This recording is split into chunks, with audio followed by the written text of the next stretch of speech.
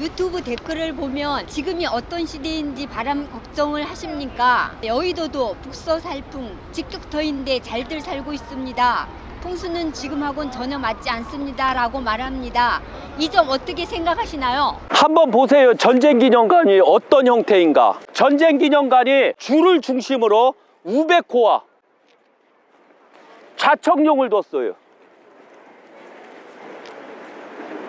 뭐라고 생각하세요? 그리고 제가 서 있는데 동그랗게 세계에 있는 나라를 설명했는지 아니면 세상의 태양을 설명했는지 이 태양의 설명을 한 걸로 보거든요. 이 구조를 봤더니 이게 풍수학적이에요. 바로 여기가 대명당이라는 얘기예요. 그러나 재밌는 건 여기는 흉당이에요. 명당처럼 했지만 흉당이에요. 이렇게 해놨기 때문에 배산임수 이격으로 만들었고 하다 보니 풍수학은 곧 부는 바람을 막는 공간이라고 보시면 돼요. 모든 것은 시대가 변하든 5,000년 전에든 5,000년 후든 모든 건축은 풍수를 중심으로 건축을 해야지 옳지만 그렇지 않으면 옳지가 않아요. 그래서 이런 말은 씨답자리 없는 얘기고 그들이 100년을 살았어요. 1000년을 살았어요. 모르니까 용산의 풍파가 어쩌고 저쩌고 하는 거예요.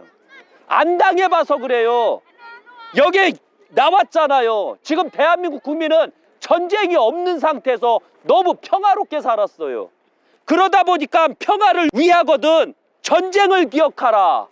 전쟁을 기억해서 준비하라는 의미를 두는 겨. 이런 것들이 개판이라는 얘기죠. 유튜브 댓글을 보면 지금의 청와대토보다 나은 것 같아요. 용산으로 옮기는 것은 잘한 일 같은데 이미 결정난 사항을 분탕질 하시는 건지 저희가 궁금합니다 라고 말합니다. 이 점 어떻게 생각하시나요? 첫째가 분탕질하는 게 아니라 대한민국 국민에게 올바르게 가리키기 위해서 말하는 거예요. 지금 대한민국에 돈이 없어요. 대한민국이 지금 가난해지고 있어요. 2200조 세금 국민 1인당 얼마씩 돌아가는지를 확인하세요. 우리가 외국에서 돈 이빠이 벌어봤자 2200조 세금으로 나가야 돼요. 외국에 왜 그런 세금을 나가나요? 우리가 그걸 정확하게 알아야 돼요. 차라리 그 돈으로 백성을 살리세요. 왜 문재인 정부 때 왜 1000조가 늘어났어요? 박근혜 정부 때는 1000조밖에 안 됐었는데 왜 지금 2022년 5년 만에 왜 1200조를 만들었어요? 나는 대통령 5년만 하면 돼요. 그런데 내가 대통령 끝난 다음에 빚을 그렇게 만들어 놓으면 다음 정부는 어떻게 살라고요? 다음 정부는 뭘 하자는 거예요? 제발 부탁이요. 이게 가장 큰 문제예요. 현재 청와대 그대로 쓰세요. 아니면 그 주차장 쪽으로 그 청와대로 옮기던가. 뭐 국방 어쩌고 저쩌고 하는데요. 여기에 청와대가 들어서게 되면 어떤 일이 일어나는지 확인해 드릴게요. 저 건물 보이죠? 저 건물에서 어떻게 할 것 같아요? 대통령이 이게 딱 나올 때 마음만 먹으면 저기서 저격을 해요. 저격을 하면 나올 때 빵하고 죽고 빵하고 죽고 빵하고 죽고. 그럼 뭐 하루살이요? 현재 청와대는 그런 자리가 아니에요. 그런데 여기에서는 방어가 너무 어려워요. 방어가. 그리고 또 알아야 되는 게 용산에 청와대가 들었으면 용산은 앞으로 대한민국이 망할 때까지 발전을 못해요. 지금 땅값 오르는 것은 일시적이에요. 그러나 용산이 들어서게 되면 고도 제한에 묶여버려요. 첫째가 그냥 건물을 높게 못 져요. 그동안 용산은 엄청나게 피해를 입었던 동네거든요. 왜? 나라가 있기 때문에 항시 보안이 철저해야 됐던 거예요. 그래서 바로 건물들이 63빌딩처럼 높게 못 졌던 거예요. 그러나 청와대가 없고 백성들 땅이 되면 여기다 100층을 못 짓겠어요. 1000층을 못 짓겠어요. 그럼 그 돈만 해도 어마어마할 거 아니에요. 그러니까 이 유튜브를 보고 뭐 용산으로 오네 이렇게 하는 사람들 저는 골이 폈다고 봐요. 그냥 생각 좀 하고 사세요. 그리고 용산은 전적으로 백성들에게 나눠주세요. 백성들이 일을 하고 상업을 하고 생활을 해서 용산에서 그룹도 나오고 용산에서 큰 부자도 나오고 용산에서 엄청난 세금이 나와 청와대로 바칠 수 있게 도와주세요. 그러나 용산에 청와대가 들었으면 모든 세금을 용산으로 빨아먹지 이 용산의 그 혜택을 누릴 수가 없어요. 그마치 백성들은 고생을 하고 백성들은 힘들어지는 거예요. 그 세금 낭비 때문에. 유튜브 댓글을 보면 재앙터는 국민에겐 재앙터인지요. 우리나라는 국민이 주인 대통령을 5년간 국가 운영을 위임하는 것이니 국민의 터 용산이 이 시대를 맞는 겁니까? 라고 말합니다. 이 점 어떻게 생각하시나요? 참 한심한 소리요. 대통령이 국민일까요? 대통령 되기 전에, 국회의원이 되기 전에, 시장이 되기 전에, 도지사가 되기 전에, 공무원이 되기 전에 과연 국민일까요? 대통령은 국민이 아니요. 간혹 가다 보면 백성이 대통령 되는 거고, 그럼 자연스레 백성이 아닙니까? 이렇게 물어요. 그러면 제가 한번 묻죠.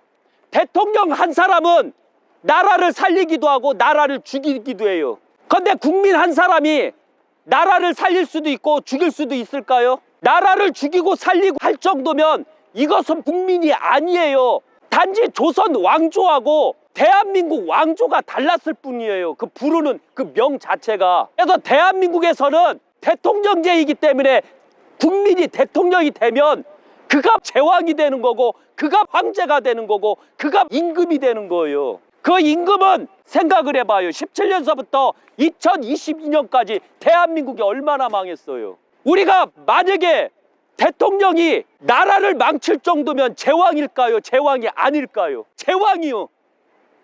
국민이 아니라는 얘기죠. 그러나 박근혜 정부 때는 대한민국을 살렸어요. 임금이 누가 되느냐에 따라서 나라를 살리고 나라를 죽이느냐가 결정되는 거 잊지 마세요.